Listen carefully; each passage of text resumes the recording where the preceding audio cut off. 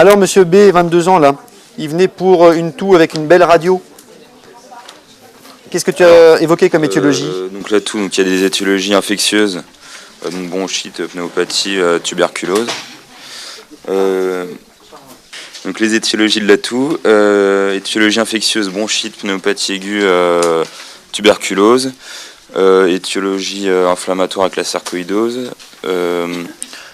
une recherche de prise de médicaments, par exemple des IEC, une étiologie tumorale, donc cancer broncho-pulmonaire, et un RGO, et l'exposition à des toxiques professionnels, par exemple.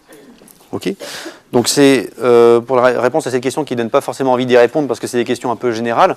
Il faut quand même faire un plan. Il faut quand même faire la dichotomie entre la toux aiguë et la toux chronique. Il n'y a pas le choix. Et il faut prendre du recul par rapport à sa réponse. Donc effectivement, rechercher des IEC. Bon, vous imaginez que votre frère va à la consultation, etc. Bon, c'est pas le plus fréquent, mais il faut y penser parce que si vous ne mettez pas là, vous le mettrez où? Vous l'avez appris, vous le mettrez où? Donc mettez-le même par excès, ce genre de choses, mais avec un petit peu de recul. C'est-à-dire que vous n'allez pas le mettre tout de suite. Par contre, effectivement, au registre des causes fréquentes, vous allez commencer déjà par la rubrique de la toux aiguë et vous avez plein en tout premier des hypothèses infectieuses, toutes simples. Et on vient d'en voir un exemple. Vous avez parlé de la potentialité d'un asthme. Effectivement, l'asthme, on peut tout à fait avoir sur les premières manifestations la toux, et ce depuis pas très longtemps. Les causes ORL, c'est classique, hein. Les symptômes sont plus bas et finalement c'est plus haut qu'il faut chercher. C'est exactement comme pour les problèmes orthopédiques. Donc pensez-y, marquez-le. Et à la rubrique de la toux chronique, vous détaillez par rapport à l'anatomie les quelques causes possibles. C'est assez facile, hein. Vous parlez des bronches, du parenchyme, de l'interstitium et de l'intérieur des alvéoles. Et donc vous évoquez notamment la tuberculose. C'est rarement parce qu'il tousse depuis 3 jours qu'il vient vous voir pour une tuberculose. Mais il y a d'autres choses qui sont possibles. Il faut savoir y penser. C'est l'œdème pulmonaire. Ça fait bien tousser, ça, l'œdème pulmonaire. Hein. Donc pensez-y. Là, vous prenez du recul, il n'y aura pas de point là-dessus. Il a 22 ans, il vient vous voir parce qu'il tousse. Ça va pas être l'œdème du pulmonaire. Autre chose qui fait tousser, pensez-y, pareil, plutôt à la rubrique de la toux chronique, c'est le cancer. Hein. Là, on va vous donner plutôt le cas du sujet de plus de 50 ans qui a fumé et il tousse. Et on peut commencer par une question d'orientation diagnostique sur la toux. Les cas cliniques, souvent, c'est l'orientation diagnostique au départ. Sur la question numéro 2, la radiographie thoracique, qu'est-ce que tu as proposé comme interprétation?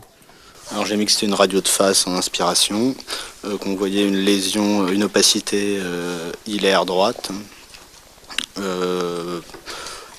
a priori unique, non compressive, en faveur d'une adénopathie hilaire, pas d'atteinte parenchymateuse, pas d'épanchement, pas d'élargissement médiastinal, et, voilà.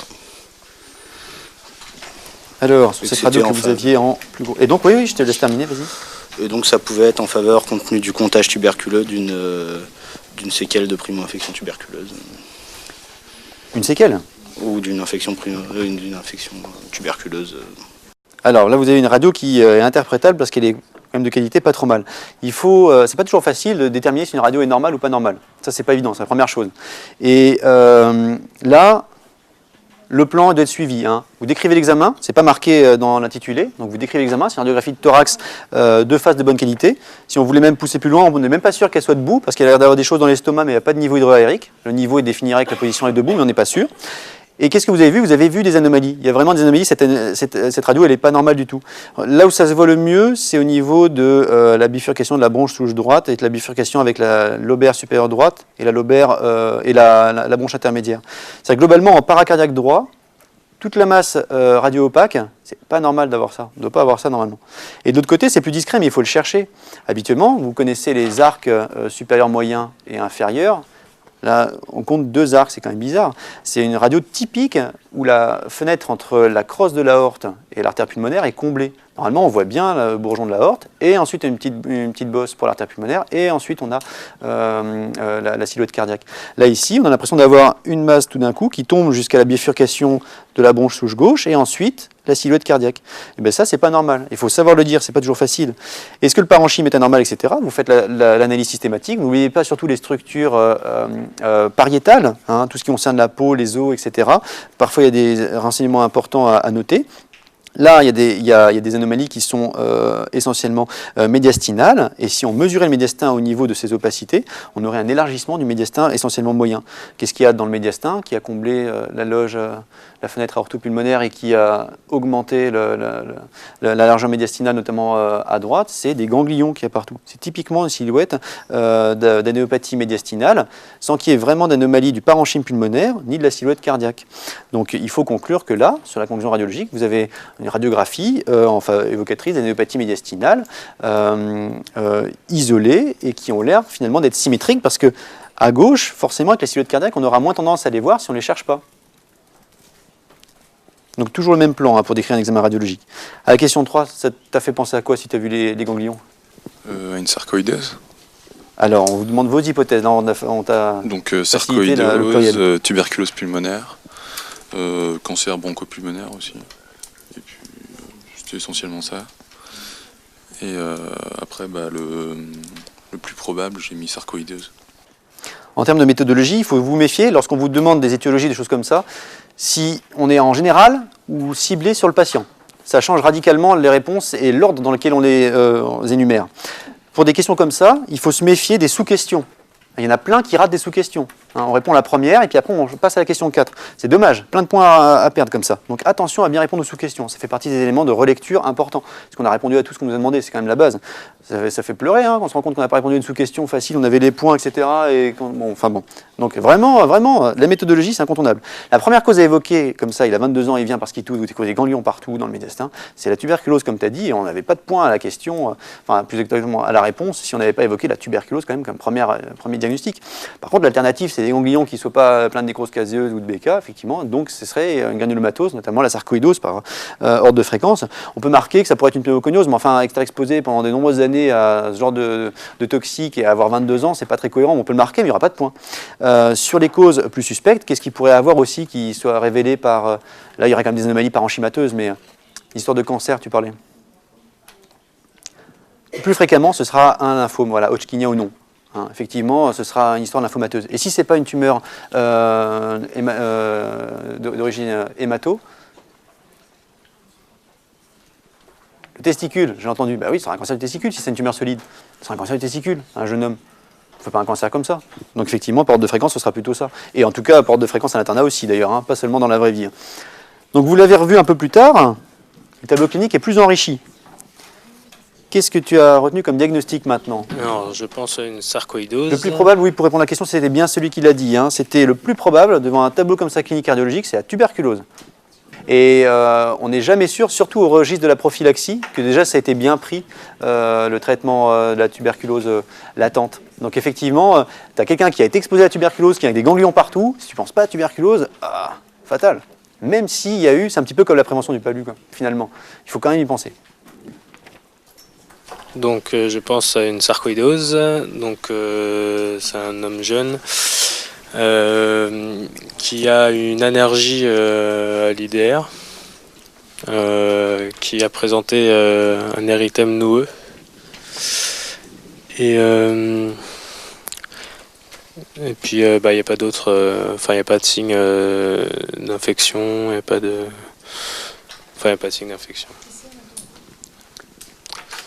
On n'entend pas parce que là, il commence à chercher. Qu'est-ce qu'on peut dire sur la sarcoïdose de manière importante? Des choses qui vont rapporter des points. On donne la radio, tu as une idée du diagnostic. Est-ce que tu peux faire plus précis que le diagnostic de la maladie? Atteinte pulmonaire. Est-ce qu'il y a une atteinte pulmonaire? Médiastinale. Ouais. Est-ce que ça te donne une idée de quelque chose qu'on va attendre dans la réponse et qui va rapporter des points? Ouais. Le stade? Löfgren. Stade radiologique, effectivement.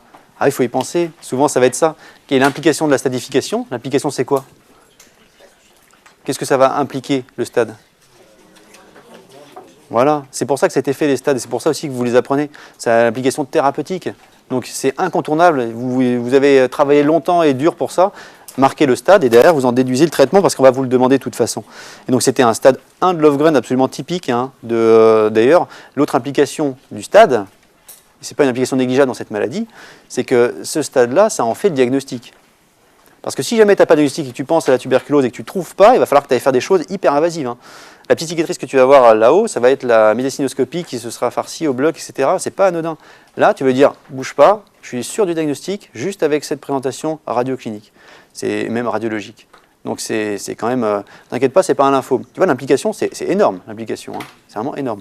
Donc avoir ce syndrome-là, c'est relativement pathognomonique avec les éléments cliniques et radiologiques pour dire, je sais quel est le diagnostic, je connais même son stade et je sais ce que je vais voir proposer comme traitement. Là, c'est caricatural. Si vous avez une sarcoïdose, vous allez avoir ça.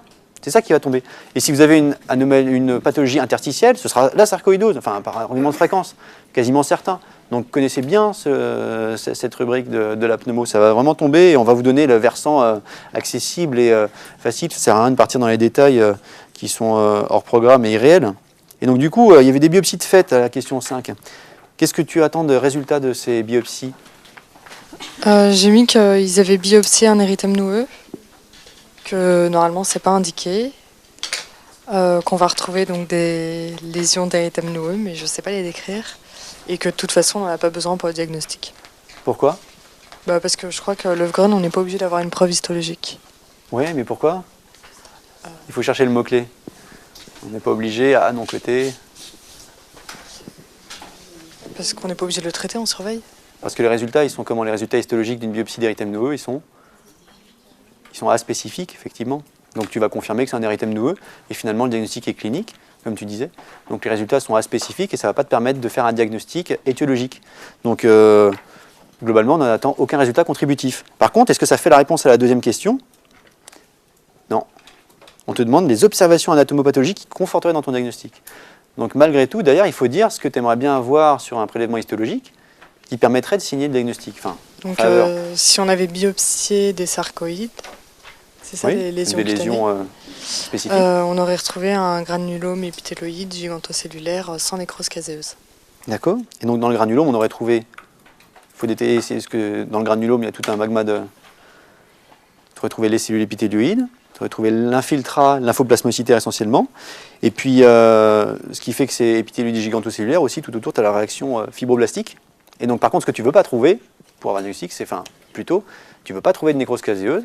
Les signes négatifs sont très importants, et tu ne veux pas trouver évidemment de BK, hein, parce que l'analyse du fragment n'est pas seulement histologique, tu ne veux pas trouver de barre, parce que sinon c'est un peu dommage.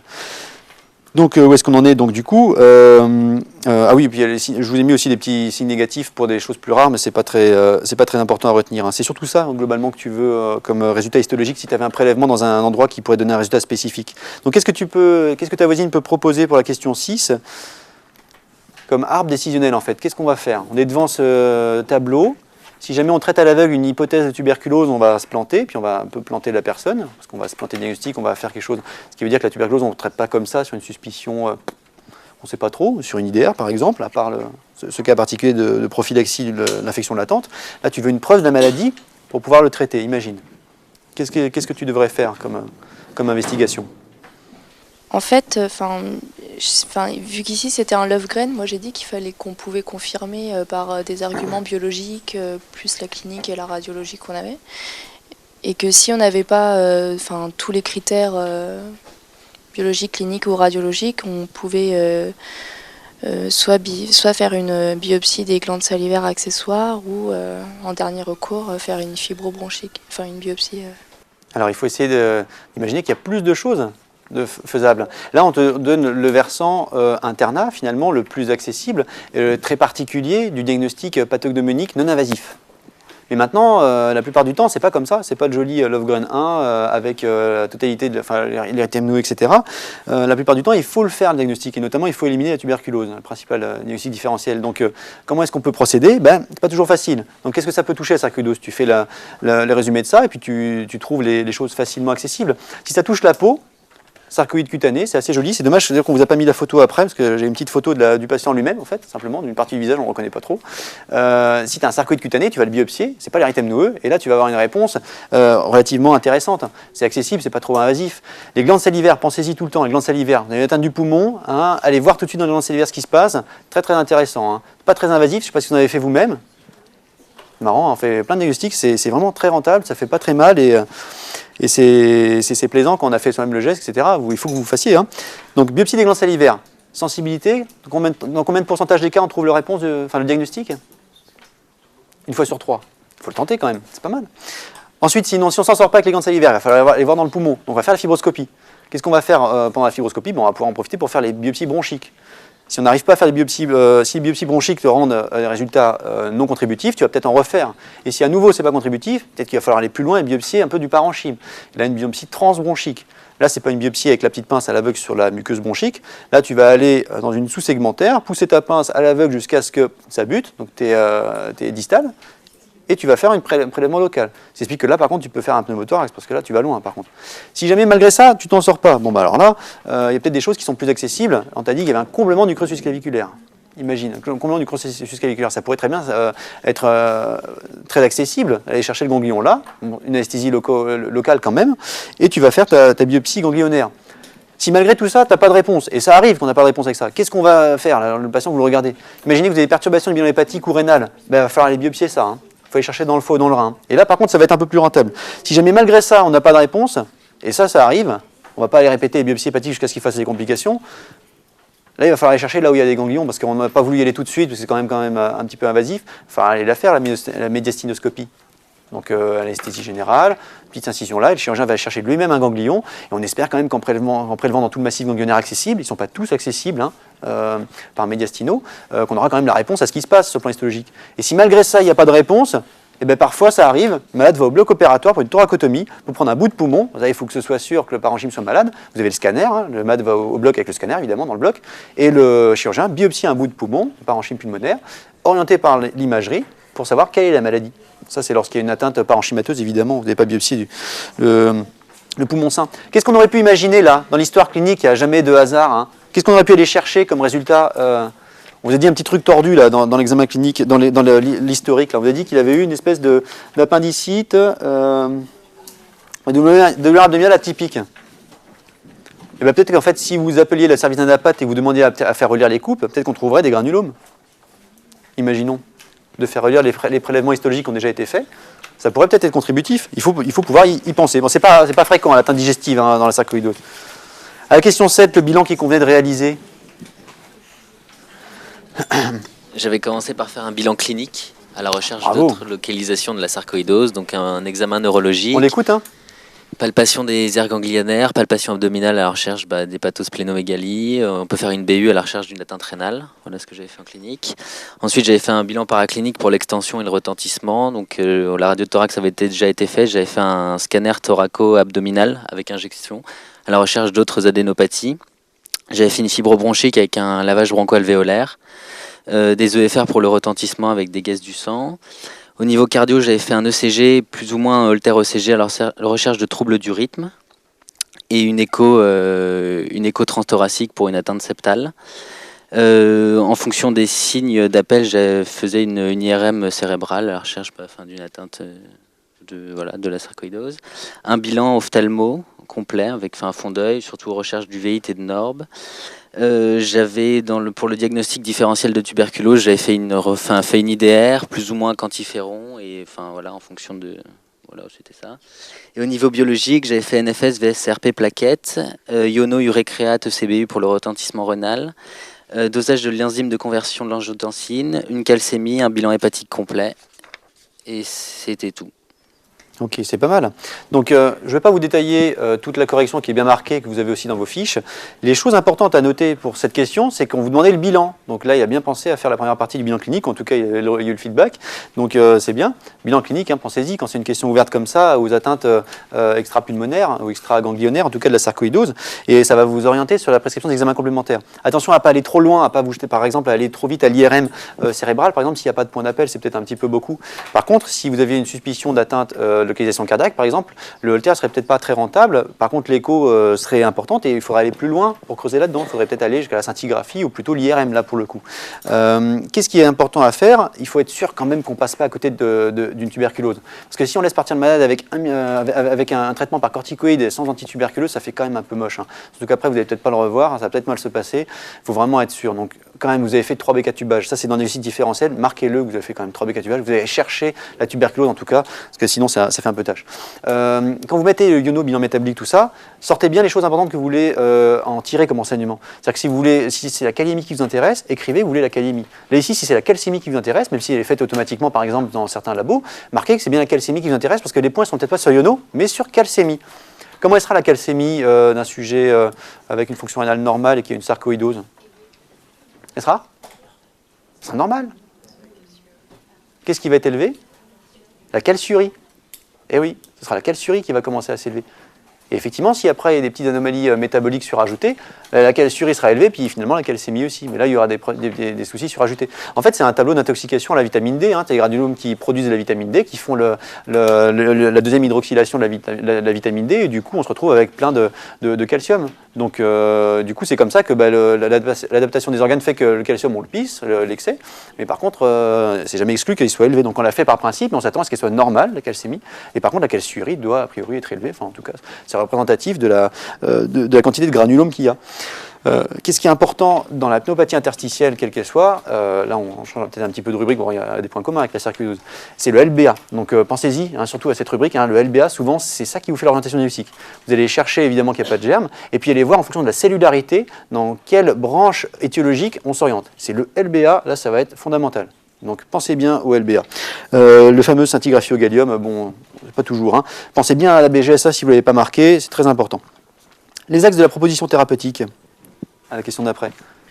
Moi j'ai mis que si les EFR étaient normales, il n'y avait pas d'indication à la corticothérapie. Il faut le surveiller régulièrement. Et je ne sais pas trop comment on soulage ça tout parce que c'est son seul symptôme en fait. Je sais pas. Voilà, moi j'ai mis abstention en gros. J'ai mis abstention thérapeutique, enfin pas de corticothérapie. Ok. Bon, déjà, c'est bien parce que tu as évité le zéro. Est-ce que vous avez tous traité la toux? Il vient pour ça. Hein. Il vient parce qu'il tousse. Alors vous dites, c'est bon, vous pouvez rentrer chez vous. Non, enfin, le malade, il est venu parce qu'il tousse. Ça, c'est le zéro à la question. Il est venu parce qu'il tousse. Vous les laissez sortir sans en parler. Parlez-en. Hein. Donc, effectivement, le traitement il va être ambulatoire. Vous n'allez pas le garder à l'hôpital. Sauf peut-être si vous avez des examens urgents à programmer. Mais là, tout le bilan que vous avez marqué, vous pouvez le programmer en hospitalisation de 2 semaines. C'est assez court. Sous réserve que vous ayez quand même vérifié les troubles métaboliques. Hein. Vous le laissez partir après un bilan sanguin. Vous êtes sûr que de ce côté-là, il n'y a pas de souci urgent. Vous expliquez avant tout, vous commencez par ça, hein, par expliquer au malade son diagnostic, tout ça, pour expliquer que malgré les anomalies que vous avez vues, vous n'allez pas lui mettre de médicaments, et que c'est bien volontaire et qu'il n'y a pas d'anomalie, mais que par contre, ce n'est pas pour autant que vous le perdez de vue. C'est la grosse différence. Donc le traitement étiologique, c'est l'abstention thérapeutique. Mais par contre, il y a quand même un traitement préventif pour les symptômes. Vous dites qu'il faut manger peu de calcium, régime pauvre en calcium, vitamine D. Vous dites que ce n'est pas une bonne idée d'aller passer 3 mois au soleil à faire moniteur de surf. Ah oui, photoprotection. Parce que sinon, vous allez aggraver le métabolisme phocasique. Donc, c'est des petites mesures qui ont toute leur importance là. Et vous l'expliquez que pour les symptômes, vous avez quand même des choses. Et ce qui marche bien pour la toux dans la sarcoïdose, ce qui marche pas trop mal, c'est les corticoïdes inhalés à faible dose. Ça, c'est pas trop mal. Donc, par contre, évidemment, avec les mesures de rinçage de bouche, etc. Et évidemment, vous le surveillez, vous ne le laissez pas partir comme ça, parce que ça guérit le plus souvent tout seul, entre guillemets, enfin, sans corticothérapie systémique, mais il faut s'en assurer par la surveillance. Il y a une petite photo pour la question 9 qui n'a pas été mise, mais on vous l'a décrit, c'est dommage, vous auriez pu deviner tout seul. La seule chose, par contre, ça, j'y arrivais pas, c'est que malgré tout, quand vous avez ce tableau-là, quand vous mettez un gros coup de flash, il y a quand même une mydriase. C'est dommage hein, pour une histoire ophtalmo avec un myosis, mais il n'a pas fallu mettre de flash, mais on ne voyait plus après. Donc du coup, bon, vous avez la description, et vous avez pensé à quoi comme diagnostic? Alors, j'ai pensé à une uvéite antérieure gauche, sur le fait qu'il ait une baisse d'acuité visuelle brutale avec une douleur oculaire gauche, et les rougeurs qui prédominent autour de l'iris. Du coup, je vais lui proposer un traitement par corticothérapie parce qu'il y a une atteinte systémique. Et avant, je vais éradiquer l'angulose parce qu'il est antillais par stromectol. Et puis, il va falloir associer toutes les mesures de la corticothérapie, donc un régime hypoglucidique, hypolipidique, une supplémentation en vitamine D, une supplémentation calcique, et puis traiter la douleur par des antalgiques parce qu'il a mal, et occlure les yeux la nuit, mettre des larmes artificielles et traiter par des gouttes oculaires antibiotiques et voilà. Oui, souvent. Et quoi d'autre, surtout? Et le corticoïde. Inflammatoire, là, anti-inflammatoire. Anti-inflammatoire. Ouais, souvent, il y a un mix des deux pour être sûr de ne pas méconnaître un herpès, surtout, c'est pour ça. C'est bien la réponse. Donc, effectivement, localisée. Hein. N'oubliez pas, l'atteinte ophtalmologique, elle est gauche. Vous l'avez marqué dans le diagnostic que l'uvite antérieure aiguë, elle était à gauche. Quelles sont les implications? C'est le traitement systémique. Donc, vous l'avez bien écrit que c'est une corticothérapie. Finalement, dans la sarcoïdose, il n'y a pas besoin de mettre des doses de cheval de corticoïdes. Un quart 0,25 mg/kg, c'est très bien comme dose pour commencer. Pas besoin de partir sur des doses incroyables finalement de corticoïdes. Ça marche aussi bien et mieux comme ça finalement. Les mesures hygiéno-diététiques, décrivez-les un minimum. Ça veut dire que vous n'ajoutez pas de calcium, vitamine D. Vous ne l'ajoutez pas, écrivez-le. Si vous écrivez supplémentation vitamino-calcique, elle a perdu là. Vous écrivez bien que vous ne supplémentez pas en calcium, vitamine D parce que, a priori, vous traitez une granulomatose qui a pour conséquence d'élever au moins la calciurie au départ et peut-être la calcémie. Donc décrivez-le, ça par contre dans les mesures hygiéno-diététiques, écrivez-le noir sur blanc.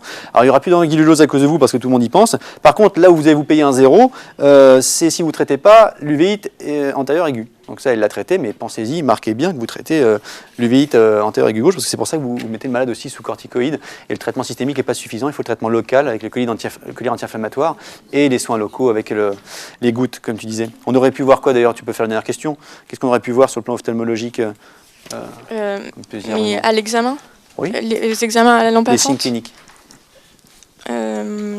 des synéchies iridocrystalliniennes, Oui. un signe de Tyndall, Ah oui. des précipités rétrodesmotiques, Voilà. et vérifier qu'il n'y ait pas d'uvéite postérieure. Oui, Profondeur. effectivement, associé. Voilà. Alors, le malade, il va arriver comment? Le malade, il va arriver comme ça. Comme ça, donc vous visualisez. Donc le signe de la bouche ouverte, souvent, c'est très très parlant. Le signe de la bouche ouverte, ça veut dire blépharospasme. Souvent, il n'y a pas assez de peau pour tout couvrir. Donc il arrive en pleurant, donc les larmoiements, le blépharospasme, etc. Non, il faut visualiser le malade un petit peu. Et quand vous soulevez la paupière, même avec la lumière, enfin, pas une lumière non plus par un stade de France, mais il y a la pupille en myosis finalement. Ça, vous le décrivez aussi. Et ce que tu as dit là, après, ça se termine aussi. Enfin, dans l'examen, avant de regarder un petit peu au fond de l'œil ce qui se passe, on mesure la pression et finalement la pression a tendance à être un peu basse. Parfois, c'est tellement inflammatoire que finalement il y a un dépôt inflammatoire qui se produit dans la chambre antérieure. C'est l'hypopion. Ça peut même arriver, ça, l'hypopion. Parfois, on peut voir ça sur le profil. N'oubliez pas de mettre quoi sur l'examen ophtalmologique? Qu'est-ce qu'on peut trouver sur l'examen ophtalmologique d'une uvéite antérieure aiguë gauche? Ça veut dire qu'à droite, il n'y en a pas. Donc vous allez penser à regarder l'œil droit, vérifier qu'il est normal.